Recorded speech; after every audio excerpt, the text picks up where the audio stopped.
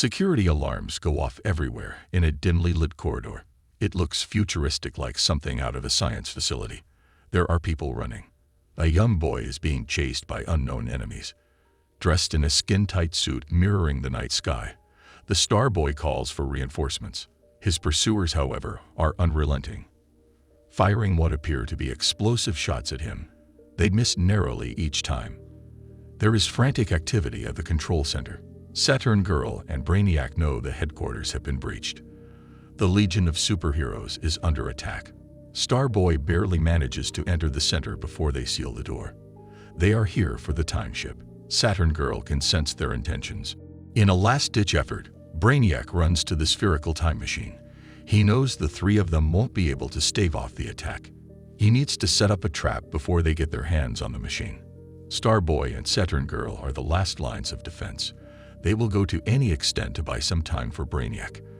As Starboy focuses on the door with his open palms facing them, Saturn Girl worries about him.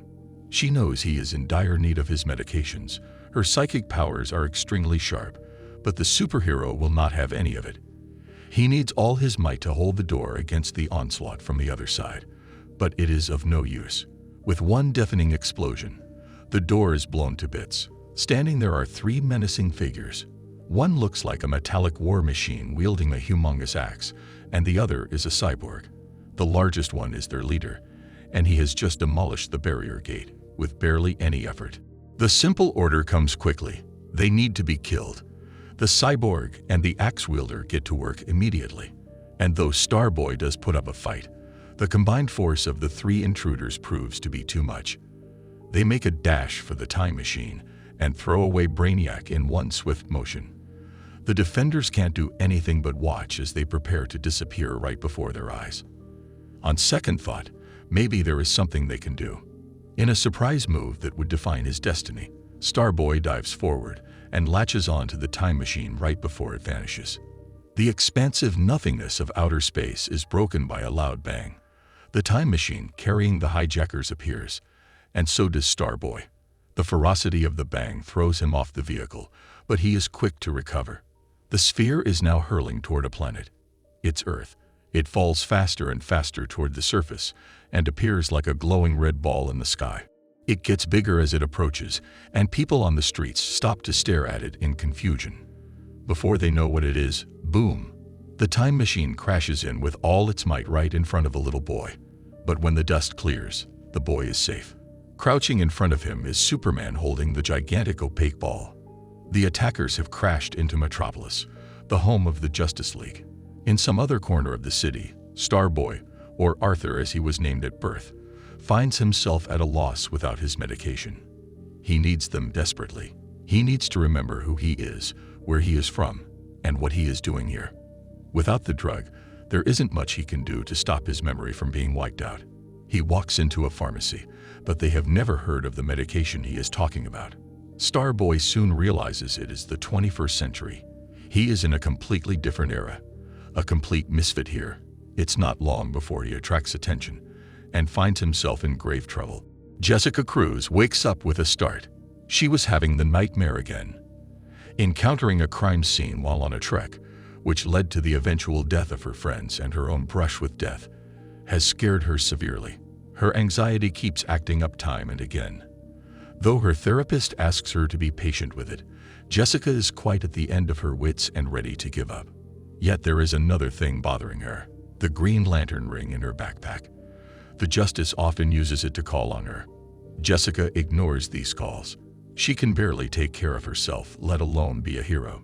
It has now been a while since the giant mysterious ball crashed into Earth, and Mr. Terrific is yet to figure out what it actually is. To his credit, this streak is soon broken, but the breakthrough comes at a cost. He decides to lower the stasis in a test. This proves to be the undoing, as the trio, who have so far been imprisoned in the orb, are now free. A fight breaks out. The three attempt to make a fast getaway by wreaking havoc. Superman and Mr. Terrific are thrown off by the sudden ferocity of their attack. They can't keep up, and the intruders manage to escape. Meanwhile, there is a TV station under siege. The orchestrator is a visibly troubled person who is calling for President Kennedy to reveal himself. He threatens to execute the TV crew, but things are about to go south for him. It is Miss Martian's training day for the Justice League, and her mentor is none other than Batman. With the regular exercise of nabbing the Terrorizer done, Batman decides to check in on the other inhabitant he had brought to Arkham not long ago. It is Starboy. Having forgotten much about his mission without his meds, he is now an ideal inmate at the asylum, but the superhero in him is not completely lost. It exists and rears its head on this fateful day. Seeing the carnage of his enemies on the TV, Starboy reconnects with a part of himself. He remembers his purpose and mission. Though some bits are vague, there is no stopping him now. He takes Arkham by surprise and escapes in his quest to find the mysterious Limelight before his foes do. The Justice League now has a lead. Armed with the knowledge of Starboy's intentions, they zero in on Jessica Cruz, the Limelight, but what they did not expect is the confrontation that would ensue. Jessica is not having a great day when she sees a group of masked attackers destroying her city. She is anxious. She knows that she can choose to stay home and not get involved, but that is not who she is. She has been chosen for the job, and she will do it. Unfortunately, she doesn't know what she is up against. They are smoking her out. On the other hand, Starboy is the only one who knows about their true intentions and won't let the trail go cold. He is just in time to assist the young Green Lantern. The two put up a fight, but they are barely enough against the monstrous might of the other side. They deal in a few good blows, but the fight seems to be slipping out of their control. They are cornered. Starboy is the only thing standing between them and Jessica. Yet hope is not lost. The Justice League is here. With heroes like Wonder Woman, Batman, Mr. Terrific, and even Miss Martian banding together in their support, the tides seem to be turning. What follows is a battle of epic proportions, and the trio, who have so far been calling the shots, are suddenly on the back foot. The axe-carrying Persuader charges for Wonder Woman. His blows are hard and unrelenting, but it is Wonder Woman he is fighting, and soon the lasso starts doing its job. The attackers know they are outnumbered. They want to get over it quickly and manage to knock Jessica out. It's time to leave while they still have their target, but there is a certain Mr. Terrific coming after them. They take off in a flight, but it's hard to outrun the most legendary peacekeepers on Earth.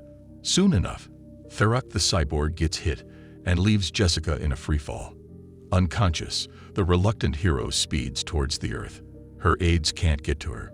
She is about to crash. But there, as smooth as the wind she is gliding over, is Superman, and he is there to save her. The ordeal is over now. The silence is deafening after the chaos of the fight. The attackers who introduced themselves as the Fatal Five have fled the scene, while the senior members of the League take stock of the carnage. Miss Martian and Starboy talk over a meal. Eager to know all about their newly acquired enemies, Ms. Martian is pressing Starboy for all the information he can provide, but it is a dead end. Deprived of his medication, this 21st century hero is unable to recall much. Exasperated, she leaves, but Jessica doesn't. With a psychological ailment troubling her too, she empathizes with Starboy. Stuck in a different era far from home, he finds Jessica to be a calming influence. They strike a chord with each other. Little do they know that there is danger looming ahead. These are villains from the future, and with no knowledge of their intentions, it is impossible to move ahead. Unable to answer their questions, Starboy gives the Justice League access to his memories. As Batman, Ms. Martian, and Jessica are transported to the 31st century, their wonder at the surreal labyrinth of Arthur's memories is palpable. Going through them, they see the full picture. Starboy belongs to a league of superheroes called the Legion. Modeled after the Justice League, this is the peacekeeping force of the future. And then they see their nemesis, the Fatal Five. Complete with the Emerald Empress and Validus, they are a force to reckon with. Cruel, ambitious, and bent on gaining absolute control, this group would stop at nothing.